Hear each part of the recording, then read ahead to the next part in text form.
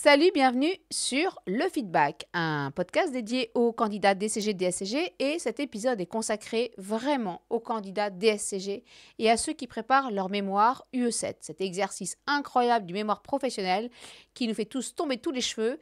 Et aujourd'hui, pour nous sauver, nous recevons Marvin qui va nous expliquer comment il s'en sort. Salut Marvin. Salut Céline. Merci Marvin de venir partager tes meilleurs tips pour l'UE7 de mémoire professionnelle. Merci à vous. Alors Marvin, on est parti, on va se la faire comme si on était au début du travail et donc sur le fameux choix du sujet. Alors, comment tu as fait pour trouver ton sujet? Alors, j'ai trouvé mon sujet en 2 temps. Dans un premier temps, je voulais m'orienter vers plus un sujet sur la CSRD, parce que c'est dans l'air du temps et ça m'intéressait. Au final, j'ai eu un peu peur parce que je me suis dit peut-être que je ne vais pas réussir à trouver des articles, etc. C'est quand même assez récent. Ça va être compliqué. Puis au travail aussi, parce que le sujet doit forcément être en lien avec ce qu'on fait au quotidien. Donc dans mon quotidien, j'avais pas forcément de mission en extra-financier. Donc j'ai retourné ma veste, je me suis dit, bon, pose-toi, va falloir trouver un autre sujet. Je me suis dit, à quoi je suis confronté au quotidien? C'est le feedback, les évaluations. Donc j'ai choisi ce sujet, le feedback dans les grands cabinets d'audit. Ok, donc on rappelle que tu es dans un big, alors on rappelle, je dis ça parce qu'on a fait déjà un épisode, donc tu es en audit dans un big, et effectivement, il y a beaucoup d'évaluations dans les bigs, en tout cas, régulièrement, à chaque mission, Exactement. donc ça revient fréquemment, et donc en plus, est-ce que tu tournes de mission en mission avec des équipes différentes? Oui. Et donc du coup, il y a du feedback de différentes personnes, et on sait à quel point ça peut être très impactant positivement comme négativement, c'est un pur vécu. Donc, tu as bien fait de nous rappeler que pour un sujet de mémoire, il faut que ce soit en rapport avec son activité professionnelle, avec des missions ou une mission réalisée, ce qui est le cas avec donc, ton choix de sujet. Donc, tu poses ton sujet sur le feedback. Donc, ça, c'est le sujet dans les grands cabinets d'audit. Donc, ça, c'est le sujet, mais ça, ce n'est pas une problématique. Comment tu as fait pour descendre de ton sujet, donc qui est assez large, vers la problématique? Je me suis questionné. Euh, pour la problématique, c'est, on va dire, un petit peu le sujet, mais sous forme de question. Donc là, j'ai utilisé dans quelle mesure le feedback dans les grands cabinets d'audit influence l'engagement et la performance des collaborateurs. Donc voilà, c'était vraiment sur l'aspect performance et engagement au quotidien. Pourquoi tu as pris l'engagement? Quelles questions tu t'es posées? J'imagine que c'est connecté à des observations que tu as pu faire? Oui. Le feedback ou l'évaluation, ça revient au même. Je trouve qu'il joue un rôle sur notre continuité dans l'entreprise ou notre passage de grade, des choses comme ça. Donc moi, c'était plus l'engagement dans ce sens-là, à travers du coup le feedback. Ok, très bien. Donc, il est demandé donc, dans ce travail de réflexion, donc, et tu l'as bien rappelé aussi, il faut se poser des questions. Sans questions, il n'y aura pas de problématique. Et donc, on a intérêt à multiplier les questions, même si on en jette une grande quantité à la fin, on s'en fiche. Produis des questions, interroge-toi, il en ressortira la problématique. Ok. Et comme tu l'as rappelé, c'est une question qui commence par en quoi, dans quelle mesure ou quelque chose comme ça, effectivement. Super clair. Là-dessus, je suis aussi alignée avec toi. Et donc, sur cette, donc, on voit tout de suite apparaître dans ta problématique des mots-clés, Oui. comme donc le feedback, forcément, l'engagement, la performance. Donc, on voit tout de suite dans ta problématique la richesse avec au moins 3 mots-clés qui sont, donc en sachant qu'on en attend maximum 5 dans la notice. Ok, super. Le gros travail qui est à fournir, c'est la partie, notamment pour produire cette notice, c'est la partie biblio. Enfin, pour moi, c'est le truc, c'est waouh, la biblio. Comment, alors que tu n'avais jamais fait de mémoire avant, comment tu comprends ce qu'est la bibliographie et comment tu fais pour trouver cette fameuse bibliographie? Alors, il faut savoir qu'on a des outils à disposition, que ce soit Google Scholar ou Cairns, pour chercher justement des articles qui sont en lien en fait avec notre sujet. Donc on peut rechercher sur ces sites par mots-clés, par date de publication aussi, parce que c'est important d'avoir des articles, on va dire, récents, enfin le plus récent possible en tout cas, suivant le sujet. Surtout pour la notice. Surtout pour la notice. Et donc j'ai principalement utilisé ces deux outils.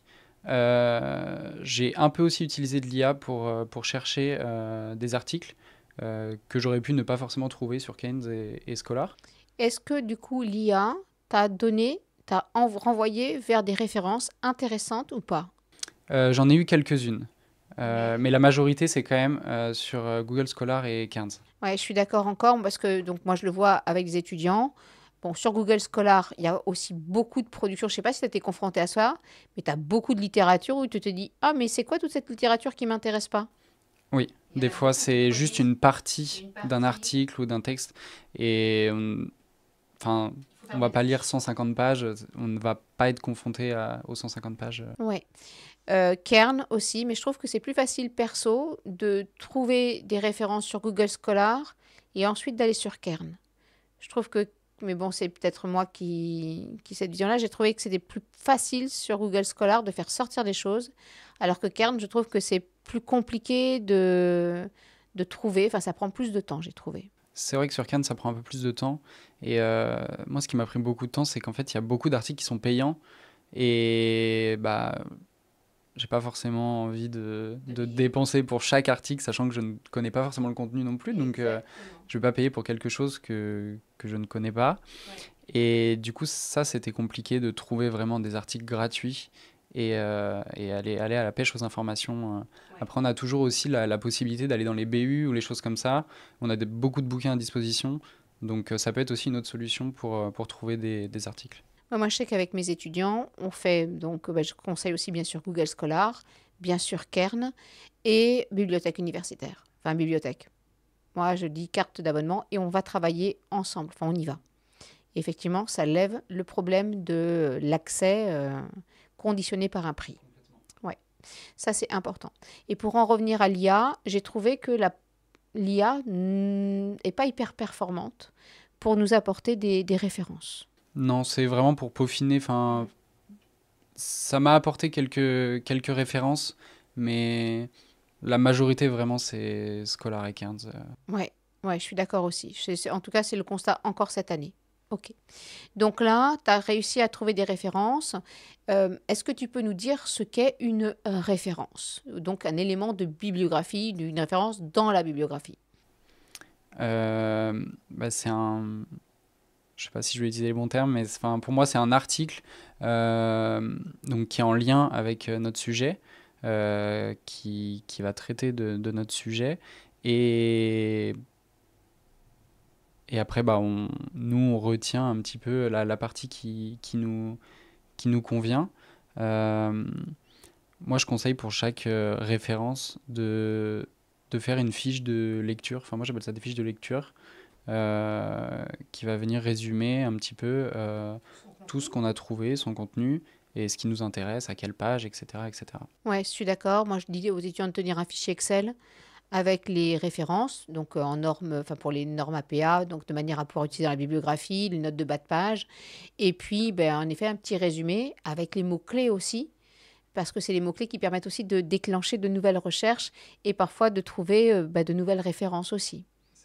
Et puis, je viens d'y penser, par exemple, dans les références.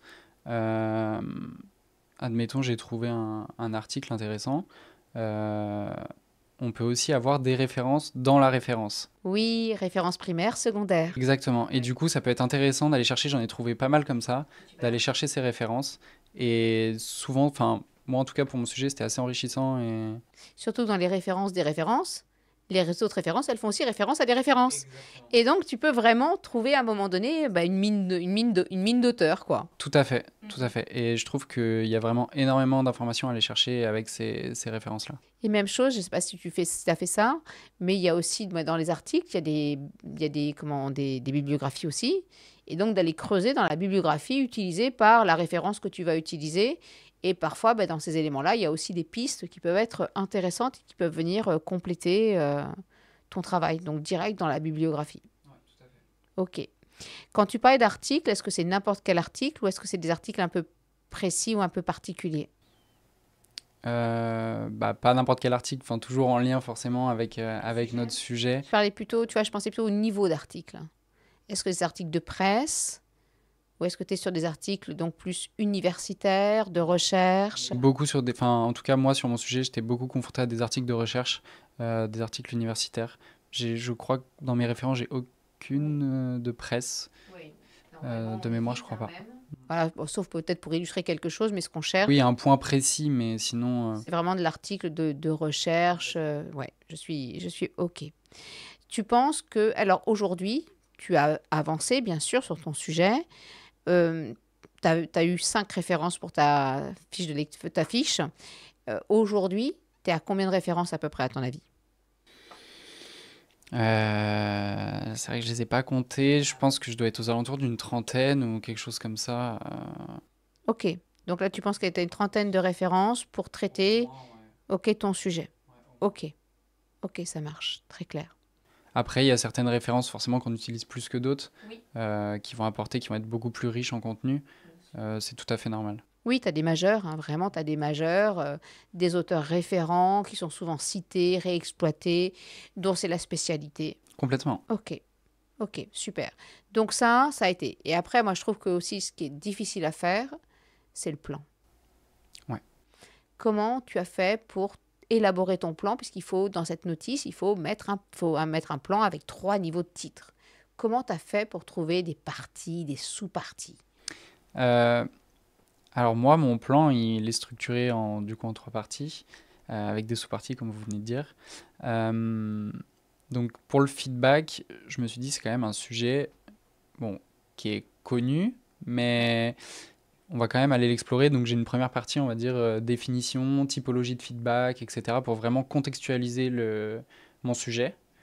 Et ensuite, dans les 2 autres parties, donc j'ai fait, on va dire, un plan bateau, entre guillemets. On va dire, ça va être les aspects positifs et les écueils du coup du feedback. D'accord. Donc toi, tu as consacré toute une partie à la compréhension, au contexte, au périmètre du concept lui-même du feedback. Oui, parce que il y a énormément de types de feedback différents. Et puis il y a plein de nuances aussi entre feedback, motivation, feedback. Enfin bon, il y a plein de... C'est ça. Et puis, suivant aussi les secteurs d'activité, on n'utilise pas les mêmes termes. Par exemple, je sais qu'en pédagogie, on utilise beaucoup la remédiation. On utilise le terme de remédiation.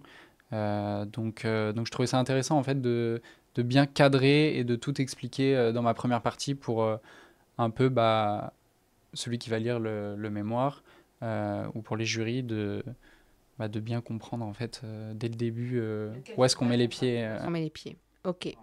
Et après, donc, tu rentres plus dans la notion d'engagement et de performance dans ton enfin, dans ta deuxième partie et ta troisième partie de la littérature.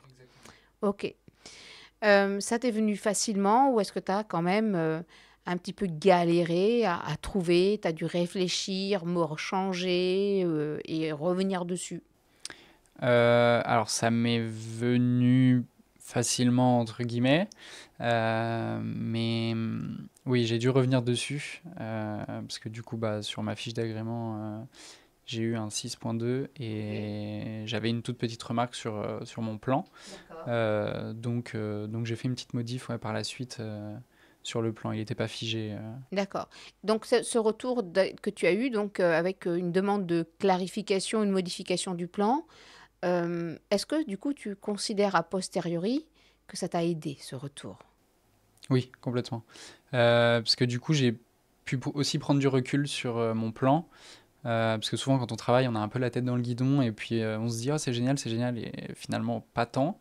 Et du coup là j'ai vraiment pu prendre du recul et je me suis dit ouais c'est vrai que là j'aurais pu faire comme ça ou comme ça et ça m'a pas mal aidé ouais. Ok, donc ça, il faut prendre, effectivement, je suis OK aussi, sur le fait que le retour de l'enseignant-chercheur, il doit te permettre de prendre du recul sur ce que tu as fait et de faire évoluer positivement ton plan. Ça peut être ta méthode, enfin ton plan, ça peut être ta problématique, ça peut être des mots-clés, des références aussi. Effectivement, ça peut être ultra, ultra constructif. Ouais, puis aussi pour le plan, enfin, je l'ai fait lire à plusieurs personnes justement pour aussi qu'ils me donnent leur avis sur ce qu'il en pense, enfin, d'un point de vue extérieur. Euh, et c'est enrichissant. Enfin, je conseille de le faire. Ok. Ça peut être très très bien pour avoir des retours, du feedback. Toi, tu as fait lire à d'autres personnes ton travail, en fait, ta proposition de travail. Est-ce que tu as proposé à ChatGPT ou à une autre IA, est-ce que tu l'as challengé sur son plan? Pour le plan, pour une partie du plan, je lui avais demandé des conseils, enfin un peu si il trouvait ça pertinent, ce que je faisais. Et la réponse m'avait pas forcément Convaincu. convaincu. Donc après j'avais arrêté, mais non, après sur l'entièreté du plan, je l'ai pas forcément challengé. C'est vrai que ça peut être faisable complètement. C'est une possibilité, c'est-à-dire qu'on a un plan, ben voilà, on peut raconter à l'IA, voilà, je fais ci, je fais ça c'est mon sujet, ça c'est ma problématique. J'ai construit un plan autour de tel et tel concept, voilà. Je me demande si il peut être amélioré, oui, comment. Et effectivement, elle peut te proposer un truc ou un truc qui t'intéresse pas du tout, effectivement, et puis tu lâches l'affaire, quoi. Ok. Donc, notice envoyée, réalisée, 6.2. Ok. Qu'est-ce que tu as fait après ton retour de notice? Quelle a été l'étape suivante pour toi? Alors du coup, dans ma notice, comme j'ai dit, donc j'avais une petite modification à faire sur mon plan. Donc déjà dans un premier temps, modifier mon plan. Et j'avais une reformulation aussi sur une hypothèse. Donc pareil, j'ai fait les modifs, j'ai fait toutes les modifs qui avaient été énoncées, comme ça c'était fait. Et puis après, je peux vraiment me lancer sur le reste, même si j'avais quand même commencé à rédiger avant le retour de la fiche d'agrément.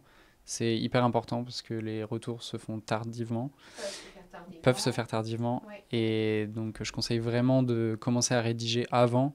Euh, Dans la majorité des cas, rien n'est perdu. Enfin, Je suis assez d'accord aussi. Si t'attends, tu perds du temps. Parce que tu fais rien en fait. Tu perds trop de temps. Et c'est du temps qui va te manquer, qui te manquera de toute façon. Donc il faut se mettre à rédiger et il faut continuer en fait. Il faut continuer et oublier en fait qu'on a envoyé une notice et qu'il y a un retour de notice. On se dit allez, vas-y, c'est la première étape et j'enchaîne. Toi, tu as enchaîné par quoi? Tu as enchaîné par ton travail de terrain, par ta littérature. alors, bah, du coup, la littérature, je l'avais déjà commencé D'accord. euh, avant le retour. Mais j'ai fini ensuite la littérature après le retour, effectivement. Et j'ai fait les enquêtes de terrain dans un second temps. Ok. Tu as mis combien de temps à peu près pour rédiger cette partie revue de littérature? Euh, j'ai pas calculé, mais beaucoup de temps. Ouais, ça prend toujours cet exercice pour un temps de malade, de malade. Après, la deuxième partie, analyse des résultats est quand même plus rapide. Ah, tu trouves? Ok, on en parlera après. Donc toi, donc la revue de littérature, tu peux pas estimer, mais tu sais que ça prend du temps. Moi, j'ai des étudiants qui me disent, en fait, madame, c'est super difficile d'écrire. Ils me disent, ah, c'est super difficile, ça me prend vachement de temps. Ah, c'est pour ça que ça prend du temps. Il faut que j'écris, puis je recommence, et puis je recommence, et puis je suis pas content. Et toi, est-ce que tu as senti ça aussi quand tu as écrit, d'écrire, de pas savoir par quoi commencer, de dire qu'en fait, non, c'est trop nul de commencer par ça, de recommencer. Est-ce que toi aussi, c'est comme ça? Ouais, ça, je suis passé par là aussi. Après, moi, ce que j'ai fait, c'est donc j'ai pris mon plan et chaque partie, j'ai mis tous les mots qui me passaient par la tête, toutes les idées, tout ce que j'ai pu trouver dans la revue de littérature. J'ai tout condensé dans chaque partie, un peu en brouillon. Et après, je me suis un peu, bah, ça venait tout seul. Enfin, avec toutes les idées, je trouve que ça venait plus facilement. Et ça, tu me fais penser en disant ça à Léa Verdier, qui est quelqu'un qui a eu 20 sur 20 donc au mémoire, et qui racontait que quand elle a écrit, elle mettait des blocs comme ça, dont elle ne savait pas exactement comment ça allait s'assembler, et qui finissaient par s'assembler, alors bien sûr à coup de modifications, de phrases intermédiaires, d'inversions, mais qu'effectivement elle a fait un peu comme toi. Hop, en gros, elle a jeté donc des arguments, des références, etc., sans vraiment chercher forcément toujours à tout connecter, à tout relier. Puis en fait, en complétant d'une référence, en réécrivant, ça prend corps, en fait, ça prend corps. Exactement. Puis quand j'ai rédigé aussi mon plan, dans chaque partie et sous-partie, je mettais les références qui étaient associées. Et comme ça, après, je savais directement un peu aussi où chercher avec mes fiches de lecture, etc. Donc, je pense avant tout que c'est un travail d'organisation. Je pense que c'est hyper important. pour pouvoir se retrouver et pas perdre du temps inutile. Je pense que c'est pour ça que la fiche de lecture ou la tenue d'un fichier avec des éléments précis, c'est fondamental. Parce que tu as besoin de t'y retrouver. Parfois, tu dis, ah mais il me manque un truc, ou il y a un truc que je comprends plus, donc il faut se replonger dedans, et tu vas pas tout reprendre, donc il faut vraiment se replonger dans la fiche. Enfin, dans la fiche ou dans ton résumé, dans ton abstract que tu as fait. Mm. Donc là, bon, tu peux pas nous dire combien de temps, du temps quand même. Par contre, j'aime bien cette idée de je pose des arguments, je pose des idées, etc. Est-ce que, là, tu as rédigé, donc tu m'as dit, est-ce que dans tes rédactions, tu as pensé à faire, quand tu écris, est-ce que tu renvoies aux auteurs systématiquement?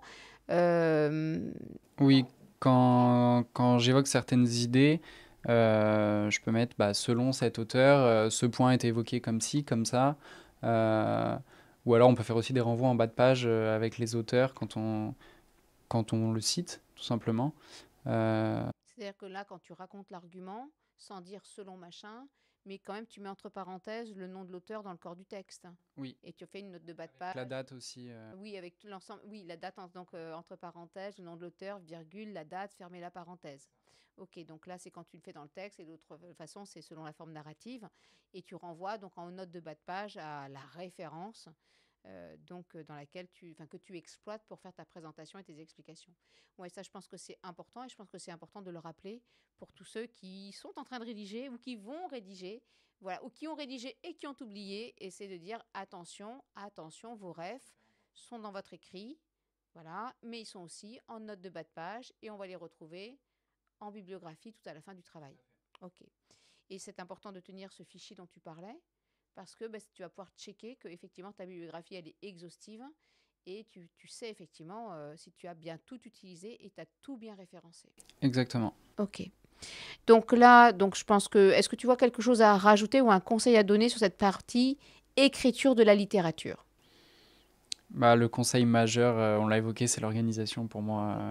C'est vraiment, faut être carré et faut optimiser un peu le temps qu'on a parce qu'on n'en a pas non plus de temps que ça. Donc, faut, faut être très smart et gérer son temps impeccable.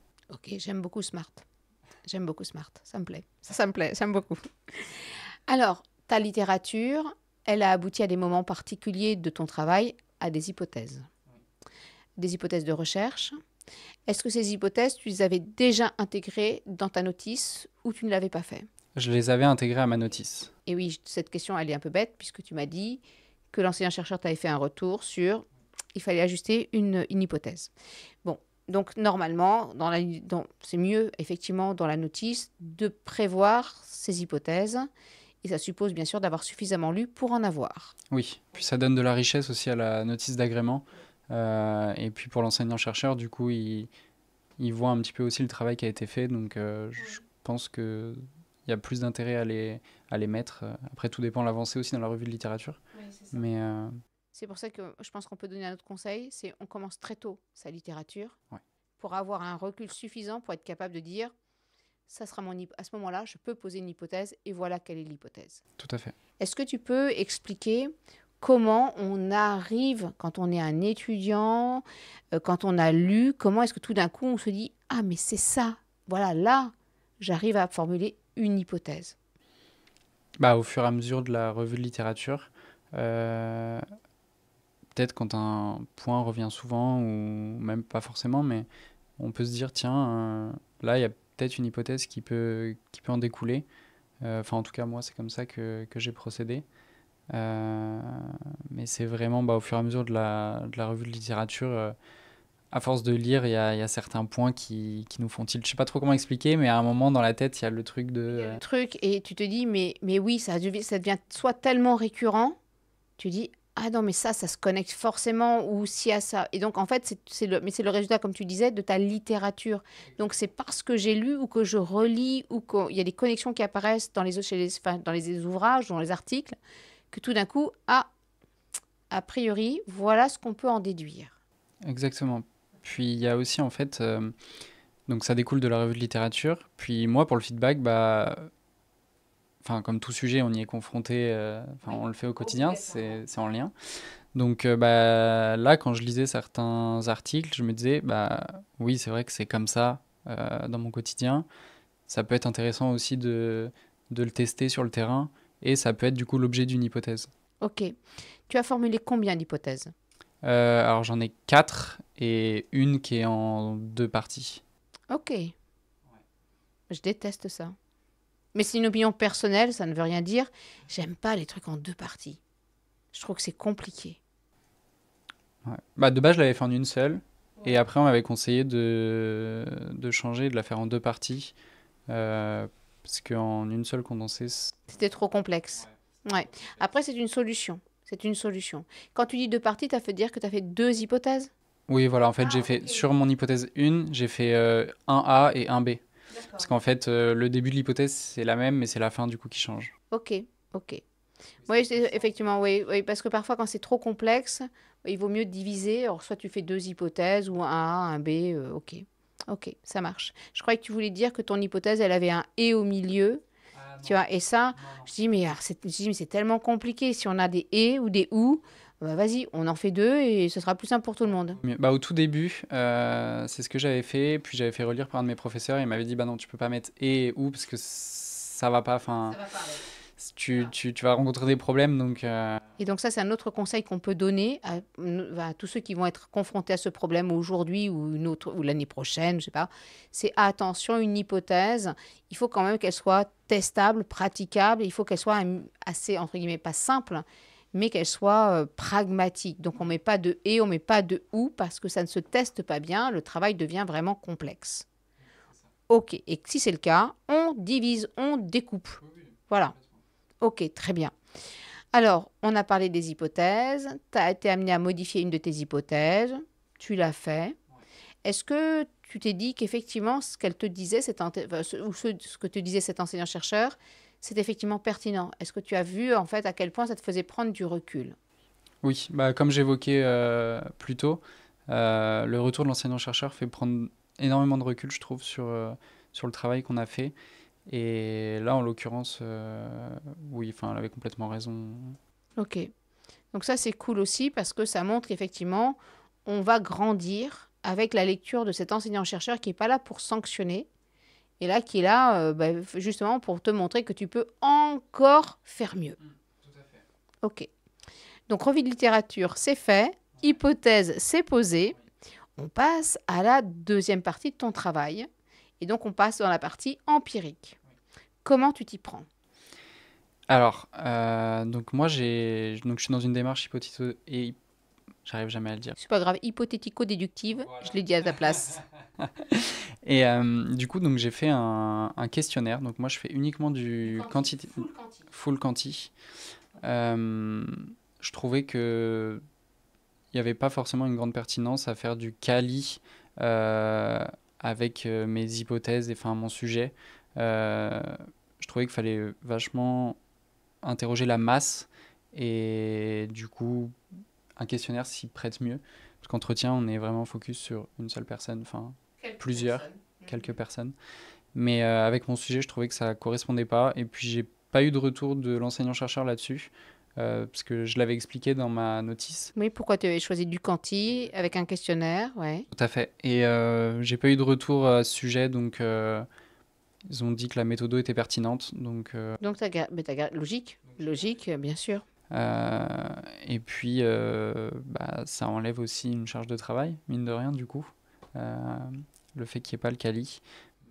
Parce que le quali, il y a toute une question d'interprétation du quali qui est un travail quand même assez pointu, assez long en fait, assez long. C'est ça. Et donc j'ai fait donc un questionnaire sur Google Forms. Combien de questions? J'ai 21 questions. Ça va, c'est pas mal. Moi, c'est un conseil aussi, c'est la vingtaine. J'ai 21 questions et j'ai fait Enfin, j'ai divisé, on va dire, mon questionnaire. Tu l'as structuré. Exactement. J'ai fait des thèmes. Et du coup, chaque thème renvoie à une hypothèse ou... Ou à une partie d'hypothèse. Ok. Donc, une vingtaine de questions. Ok. Est-ce que tu as des conseils à ajouter sur le questionnaire? Bah, il faut pas mal de questions et... Ni trop ni trop peu, parce que si tu en as trop, quand ils vont s'en apercevoir qu'il y en a 40, ils vont se dire, ouais, c'est bon, je lâche l'affaire, on s'arrête à 15. Ça peut freiner les répondants, donc Donc on fait il faut attention trouver un à juste un milieu. juste milieu, la vingtaine, plus ou moins, un peu plus, peut-être comme tu dis 21, 22, voilà à peu près. Attention, pas trop de questions, ça peut rebuter les personnes à qui on veut administrer le questionnaire. Moi, je m'étais dit, en fait, par thème, je vais mettre à peu près 4-5 questions suivant les thèmes ou 6, enfin, dans ces eaux-là. Je me suis dit que comme ça, c'était assez fluide et ça permettait aux répondants d'avoir aussi un fil conducteur et de ne pas se sentir... Enfin, que ça prenne trop de temps aussi pour eux. Quand tu as dit que tu as structuré ton questionnaire, est-ce que tu l'as structuré par ce qu'on appelle les thèmes qui sont contenus dans tes hypothèses? Bah, du coup, oui, ça rejoint, enfin, ça fait des thèmes, exactement. Ok, très bien. Je pense aussi que c'est un bon conseil de se dire j'ai des hypothèses, elles abordent différents aspects, différents thèmes, et je construis mes questions autour de ces thèmes qui constituent ensemble l'hypothèse. Ouais, puis ça fait un fil conducteur aussi, du coup, sur le questionnaire et c'est beaucoup plus agréable quand on le réalise. Exactement, et c'est clair. Et puis pour toi, quand tu vas retravailler, quand tu vas traiter les données, ça sera aussi beaucoup plus clair. Tout à fait, Et on revient à la qualité dont tu parlais tout à l'heure, organisation. c'est ça. Ok. Si on revient sur ce questionnaire, donc tu l'as élaboré et ensuite il faut l'administrer. Comment tu t'y es pris? Alors, au tout début, je l'ai administré sur LinkedIn. Donc, bah, j'ai demandé à tout mon entourage vraiment de partager. J'ai envoyé des messages à tout le monde. Et c'est comme ça qu'on s'est rencontrés. Exactement. J'ai envoyé aux professeurs, vraiment à toutes les personnes qui sont susceptibles de pouvoir le partager et y répondre. Donc, faut vraiment pas hésiter à envoyer des messages. C'est fait pour ça, c'est le réseau, donc au bout d'un moment, faut l'utiliser. Et faut pas avoir peur de se dire oh, j'ai peur que non, faut voilà. Au pire des cas, c'est pas très grave. Ouais. Donc principalement par LinkedIn et aussi au travail, j'ai envoyé sur une boîte mail régionale pour avoir un maximum de répondants. Alors, aujourd'hui, voilà, à cette heure-ci, tu es à combien de réponses? Je suis plutôt content, j'en ai eu pas mal. J'ai eu 125 répondants. Pas mal, c'est carrément top. Et donc principalement sur LinkedIn. La force de LinkedIn, mais il faut le répéter, la force de LinkedIn. Ouais, c'est incroyable. Et voilà, après les choses sont faites Donc, toutes seules. représentatif, Ouais. a priori. Est-ce que tu as commencé à dépouiller? Ouais. Ok. Dans tes répondants, est-ce que tu es en mesure de dire que ton échantillon a une structure qui correspond à la population? Est-ce que tu as pu voir combien tu avais de salariés, de grades de temps, de managers, de seniors, de je sais pas quoi? Oui, oui, parce que dans mon questionnaire, du coup, j'ai fait, enfin, sur ma toute première partie, j'ai mis 2-3 questions justement pour bien cadrer l'échantillon. Et ça, c'est super important. On doit poser des questions au début qui permettent de savoir qui répond.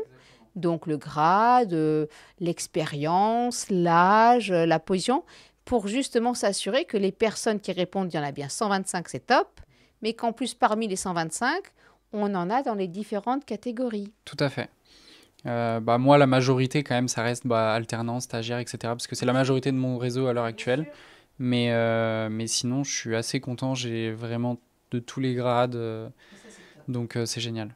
Ouais, je suis très content. Et en plus, c'est quelque chose que tu vas pouvoir valoriser dans ton travail d'analyse en montrant quelle est la structure de ton échantillon. C'est ça. Puis, même le fait du coup, d'avoir ce cadrage au tout début du questionnaire, ça permet aussi dans l'analyse des résultats derrière de pouvoir faire parler aussi les chiffres qu'on a, enfin les données, et de comparer en fonction bah, des grades, de l'expérience, comme on disait, de l'âge ou des choses comme ça. Il y a peut-être des réponses qui sont communes à tous les grades et il y a peut-être des questions dont les réponses sont spécifiques à certains grades. Et c'est ça qui est intéressant dans l'analyse des données et il faut impérativement penser à ces questions parce qu'elles vont participer à l'analyse des données, au traitement qui va être fait. Ouais, elle participe bien. Ah, carrément, non, mais c'est puissant, hein. Donc il faut impérativement, je sais que j'ai fait des vidéos là-dessus, en rappelant, ben, on pose toujours ces questions. D'ailleurs, même dans un guide d'entretien, on doit savoir, il faut en tenir compte, il y a un impact. Tout le monde n'a pas la même expérience, tout le monde n'a pas la même position, et ça a des influences sur le rapport que peut avoir la personne avec le sujet ou avec certains thèmes du sujet. C'est ça. Puis on peut déceler aussi certaines tendances, du coup, bah, suivant qui est la personne qui a répondu. Donc non, non, c'est très important et il faut le faire. Ok, donc tu dépouilles, donc Google est gentil, il te fait des graphes, des camemberts, des histogrammes, il est tout mimi, il fait ça très bien, très joli. Tu le mettras tout ça en annexe, j'imagine. Oui. Voilà. Est-ce que tu arrives à exploiter ces représentations graphiques? Ça dépend pour quelle question. Il y a des questions, oui, d'autres, non, je suis obligé d'extraire après sur Excel les données. Et puis je fais des tableaux croisés dynamiques ou des choses comme ça pour justement bah, exploiter les données au maximum et faire des connexions. Ok, que lui ne fait pas. Il a une lecture, une analyse plutôt linéaire, question par question.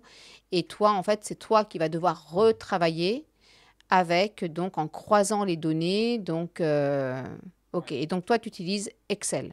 Oui. Ok. Et ça suffit. Bah, moi, pour l'instant, oui.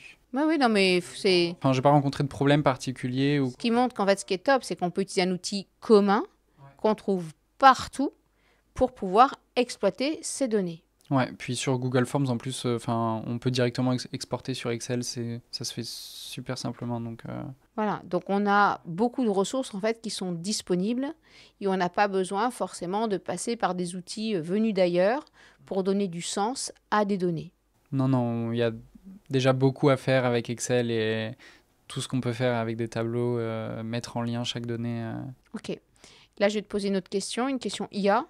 Est-ce que tu as proposé à l'IA de travailler tes données et de voir ce qu'elle lisait, elle, ce qu'elle disait, je ne sais pas si le terme de lire est là, mais ce qu'elle était capable d'en faire et d'en ressortir. Ouais, ça je l'ai fait par contre sur le travail. Alors sur certaines questions, c'était pertinent. Des fois, ça a pu voir des choses que moi, j'avais pas forcément vues. Donc ça m'a aidé. Mais sinon, dans la globalité, ça ressortait un petit peu, moi, l'analyse que j'avais faite aussi.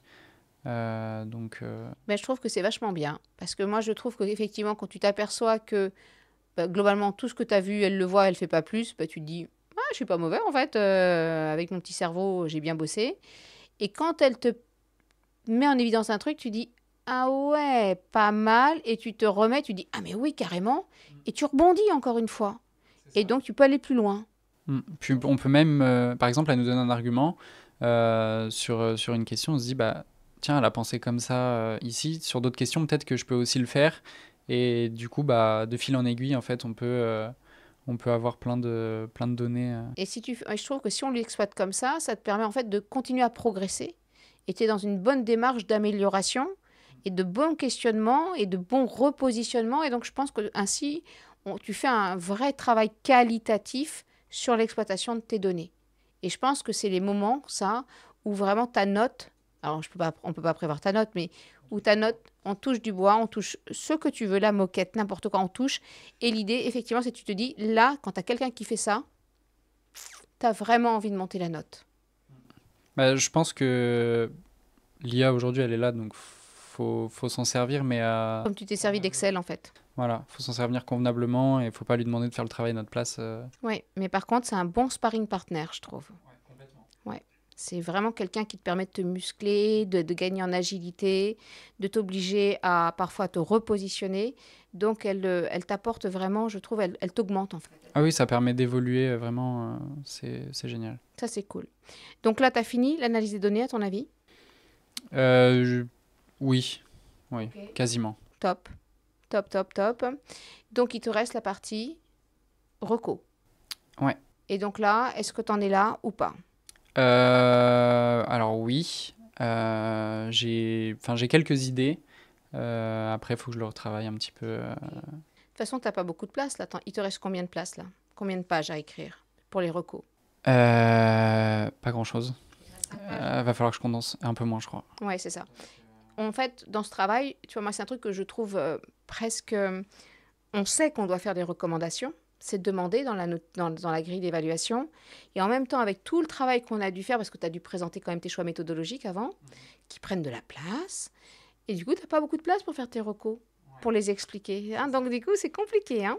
Ouais, après, c'est un travail de... Faut condenser, faut relire et relire et relire et se dire, tiens, est-ce que je peux pas gagner de la place ici? Est-ce que je me suis pas répété à certains endroits où je peux gratter quelques lignes, etc. Donc, ouais. Petite question, t'écris en quelle taille de police, toi? 11. 11, ok. Interligne?